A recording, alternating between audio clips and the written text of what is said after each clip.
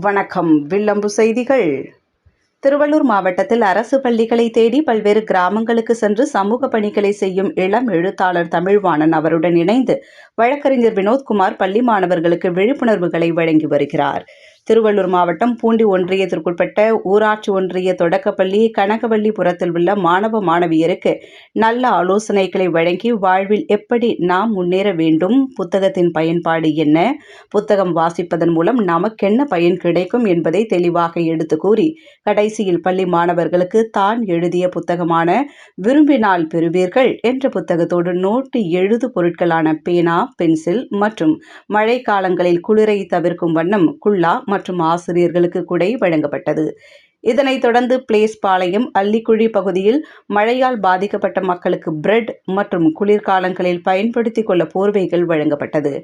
நிகழ்ச்சியில் பள்ளி தலைமை ஆசிரியர், உதவி ஆசிரியர் பிரேம் மற்றும் கிராம பொதுமக்கள் என பல்வேறுபட்ட நபர்கள் கலந்து கொண்டனர்.